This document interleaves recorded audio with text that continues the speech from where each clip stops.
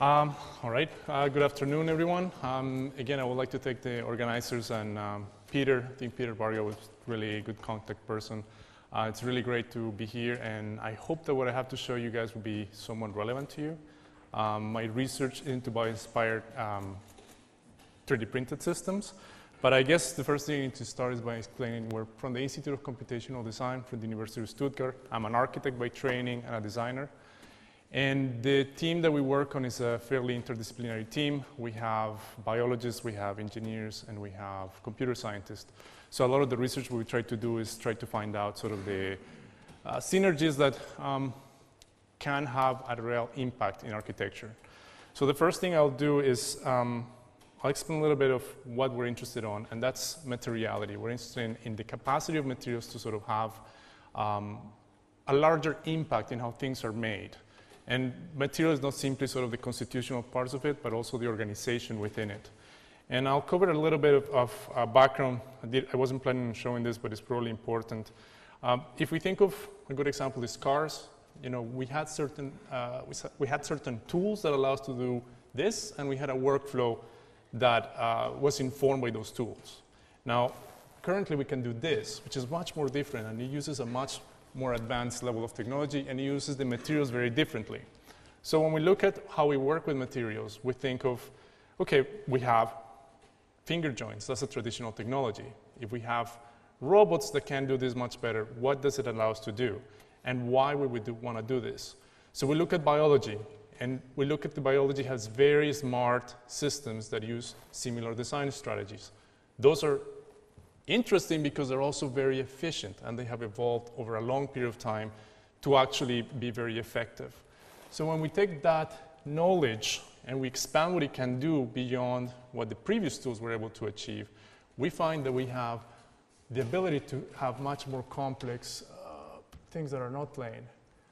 But basically, this is a diagram of all the fabrication information that goes into a project like this. So the finger joints ultimately allow us to do something that wasn't possible to be done before.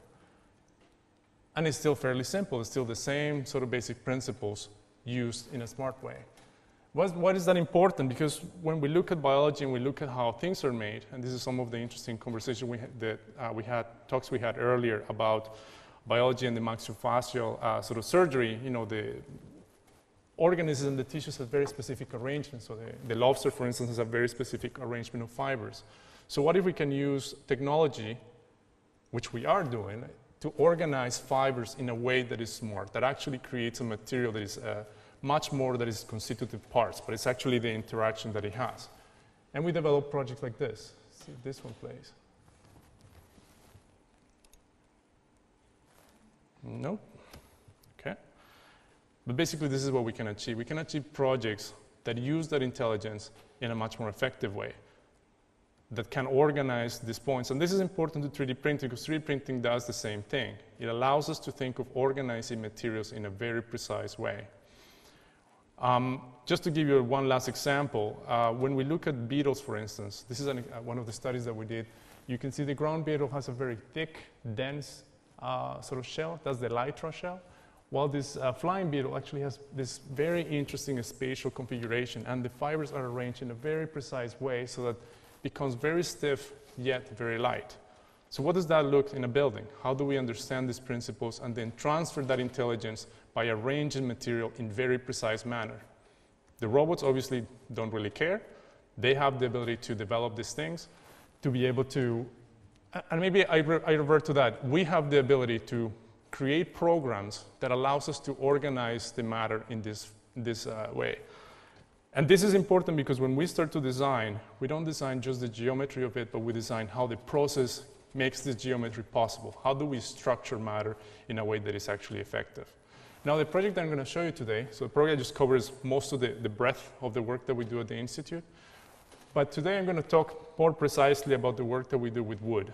So we know that wood is a very interesting material. It's structural, it's very capable, but we also know that it can do some very interesting tricks. And one of the things that it does that we normally don't use very much is its hygroscopic capacity. And that hygroscopic capacity, if it's instrumentalized properly, can also be highly performative, which means it can actually react and respond passively to the environment. There's no actuators, there's no sensors. Everything is embedded in the material itself. Most particularly, it's embedded in the way the material is structured, how it's organized, how each layer interfaces with one another, and how the cells are organized. It's automatically playing. If we think of common, the way most architects and most designers work with it, we always try to limit how these materials work. So we laminate it, we create joints, we make very specific cuts, and we're always fighting how to limit the material from being anything else but just sort of this receptacle of form. If anyone has worked with carpentry, they know that there's very different type of cuts, and each cut has a very different behavior. It changes, it curls in different ways, it buckles, it twists, one thing or another. So the work that I've done is to actually, the work that we have carried through for a long time is to actually try to take that and change it. How do we make this possible? And it's based on very simple bilayer theory, Timoshenko bilayer theory on bimetals. But the interesting thing is because the material is an organic material that responds within our environment, we can actually achieve this, which is a system by the change in relative humidity, which is the moisture in the air, it can actually curl. It has a kinematic response, much similar to the pine cone. Now, if we understand how matter is organized and how this information is stored within the system itself, we can also do something like this, where it's actually programmed to respond at different times. The work that Stefan Reichert, my colleague, has done over many years has been to actually figure out where and how we implement these systems. Is it a skin? Is it within a building? Or is it something that sort of mediates our environment? How we see light, how we see humidity? Where does it really play a key role? Now, getting into the 3D printing aspect of it, we know that wood basically grows layer by layer, much like 3D printing does. It's an additive process. Now, if you look at the changes on the rings, it seems very subtle, but those changes actually have a direct impact on how the systems perform. Let me move it again. So you can see the angle here is different, right? So it's actually not a perfect curl, and that is in direct correlation to the growth rings. It's okay. I think there's a pointer here, if it works, yeah. So when we look at how wood is processed, there's a certain way to get some of these patterns, which is different ways of getting those very thin slices through the wood. If we know how to work with it, that means that we can also figure out how to work this curling deformation, these kinematic motions. Now, the challenge that the wood presents is that we have a dimensional limit. You can find a very big tree, but that's as big as you can get a piece. Some of the work that my students and myself have done is to actually use robotics to map this information and then create basically composites of the material. So it's basically, well, if we can make cells that are 200 by 200, we scan this, we figure what are the key pieces, we get all that information in, we process it, we understand what are those growth rings, how do we do it at a large scale, and then we cut them out. So we can make lattice structures, which are sort of aggregation of these pieces that then also change and respond, which is one way to augment the capacity of those small pieces. We can also make sort of these unique parts that respond and change. It's a little bit easier once you see the video. Right? So if you have many of this, you actually don't have one unit, but you have a material that is composed by design units. Or you can do a little bit of 3D printing, which means, what if I organize all these pieces, right? And we use a computational model that allows me to know where do these pieces need to go, right? We map that into a larger piece, so this is basically an analog 3D printed version of it. And then these pieces are assembled. Then that also curls. So now we have more complexity on how it operates, right? The most simple now, or the next phase that I'm presenting today, if I get to it, obviously, is we have grains that are an additive process done through the growth of the tree, and then we have 3D printing of materials that actually contain wood fibers, that contain cellulose, that is also hygroscopic. Now, comes back to a lot of the challenge that we took today about how do we access this information? How do we take It's not a simple sort of surface problem, but one about how do we input the tool path, the organization of the material, which I think is what Danny talked about, of the scaffolding and so on. How do we take and go from building small scaffolds that actually encompass the information of the materials and the support information? Taking one step further, how do we embed, which piece this is? Where does it go? How does it relate to other parts? And then how we 3D print that. The advantage that this has, in addition, is that then we don't have to be gluing pieces and so on, but instead we actually have pieces that work. Here you see this was the wood veneer, so that's a wood sort of regular veneer system that we developed, and this is actually a fully 3D printed structure. They both work. So we were able to actually take organic principles and organic structural principles and actually transfer it to 3D printing. But it's not a simple issue of material, but how the material is organized, how we design the intelligence in that organization, which I think is something I feel relates to a lot of the projects that we've seen today. Now, technically, and I'll run through this quickly, there's a lot of computational tools that go into this. And I think we've seen today about how do you visualize these aspects, how do you able to access and see where the problems are, and how do you manage the complexity. So when we get to a point where we have more complex motion, one of the projects that we're developing is actually being able to have real-time access to the 3D printer, so that we can real-time see the toolpath, how that relates to the 3D printing. So we can actually see what is printing. We're just not looking at just outside and inside of a surface, but actually where the material is being deposited. This is important because normally we have sort of a modeling aspect, then we have one that processes the information, and then we have the 3D printer. There's sort of 3 stages. What we wanted to do is to get rid of it and actually integrate the two, so that when you're designing, you're not just designing the surfaces and the geometry, but you're also designing the way the material is printed, the way the material is organized.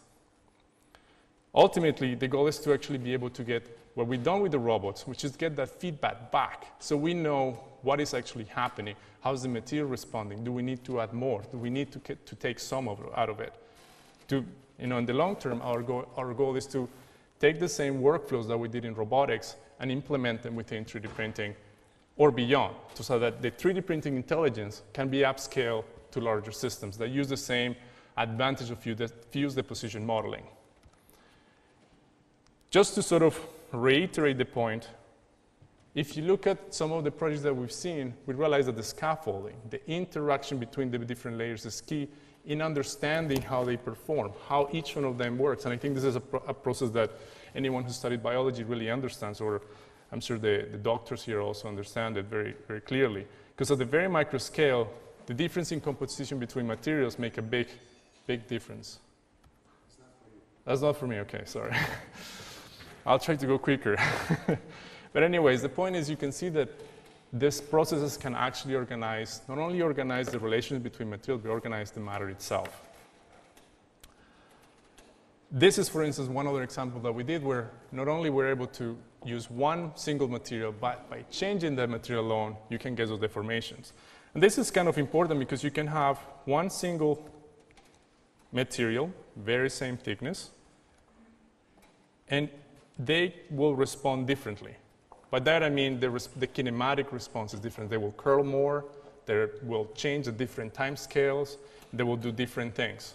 And this is, just to be clear, this is a very simple MakerBot 2X that, we'll see a little bit more after this from Dr. Jochen Zimmer, that actually can achieve a lot.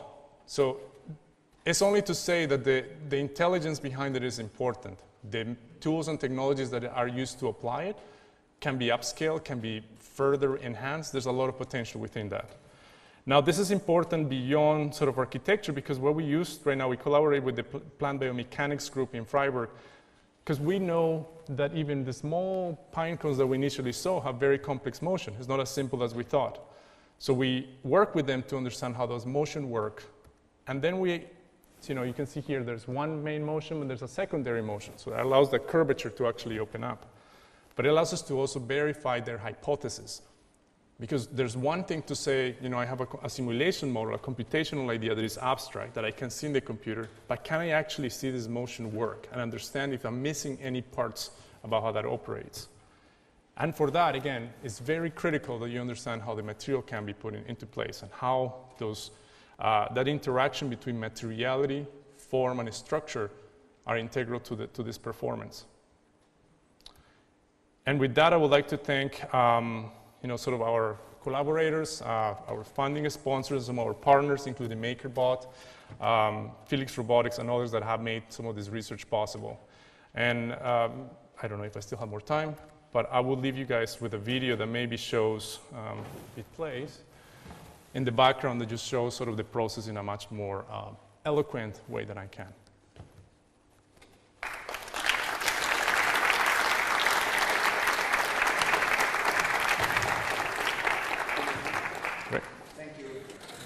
Very, very nice presentation.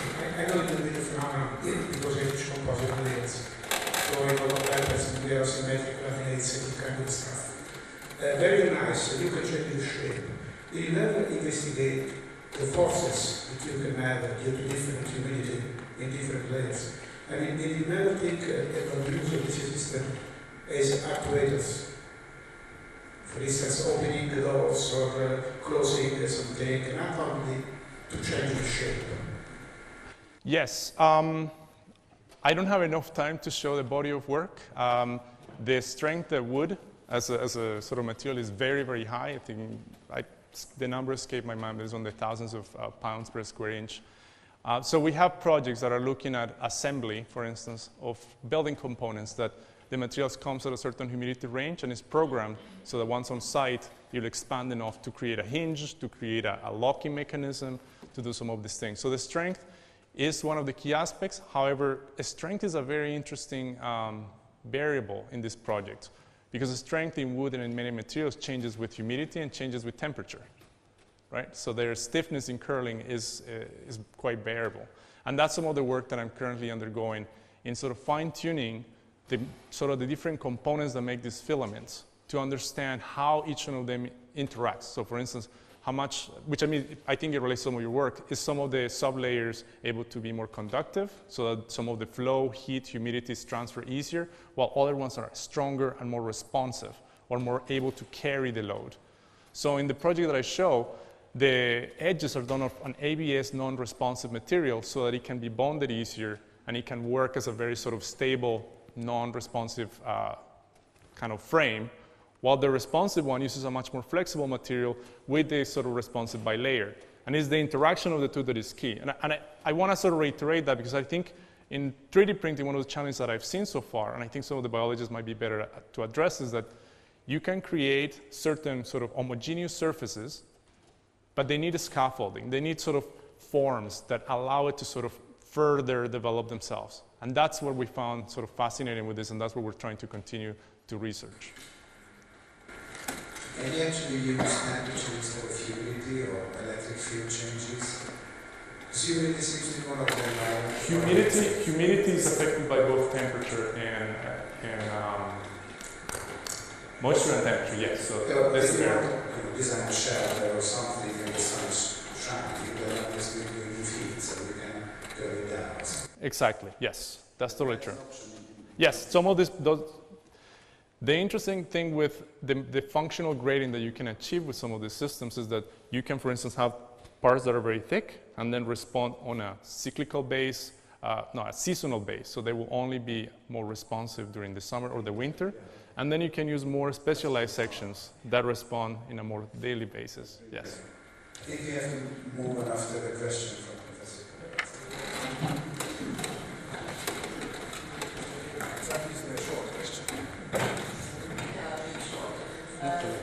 The question would be, I have seen a company in Italy who uses actual wood to make it a basic structure for making bone. Is this any kind of making bone? Human bone. Ah, okay, yes. Okay, so do you plan to design a structure which could be sort of off-the-shelf design, computer model design of using bone cells to grow in this To be honest, it has never occurred to me, but maybe it's a conversation we can have a little bit further. No, I think so far, my focus as an architect is to think of things that we can exchange and interact with, things that mediate our environment, things that are interesting and responsive. Some of the things that we're sort of considering, for instance, food products and things that might actually be able to change.